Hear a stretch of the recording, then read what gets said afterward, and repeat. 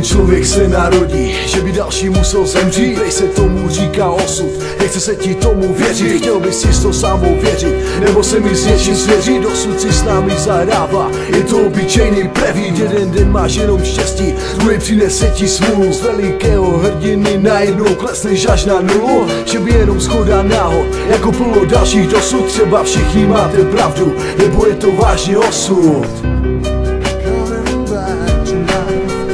Jo, nezvratný osud.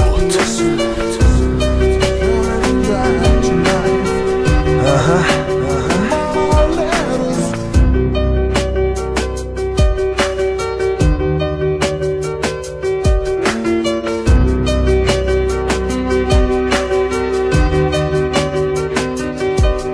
Jsme přece jenom lidi a každý z nás je jiný. Každý člověk zodpovídá sám za svoje činy. Nikdo není jedinečný, nikdo není bez viny.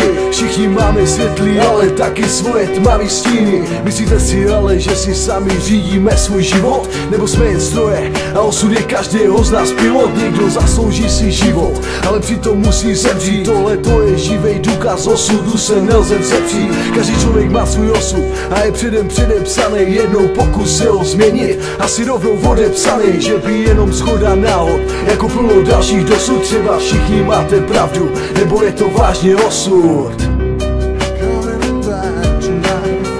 Jo, nezvratný osud. Ha, ha, ha.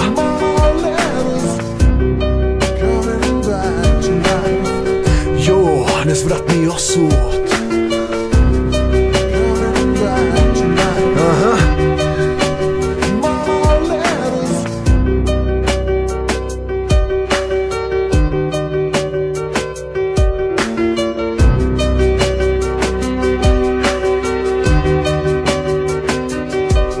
Každý člověk má svůj život, podle osudu řízený. Průběh života jedince vždy proběhne bez změny. Jeden člověk se narodí, ale druhý musí zemřít. Je to osud, je to něco, co my nemůžeme změřit. Nikdo nedokáže vypočítat dráhu svýho žití. Někdo skončí jako prachač, někdo bude pěkně v řiti. Ještě pořád máte pocit, že si život řídíte sami. Jsou to keci, je to osud a s ním propojený klamy. Klamy života za účelem osudu.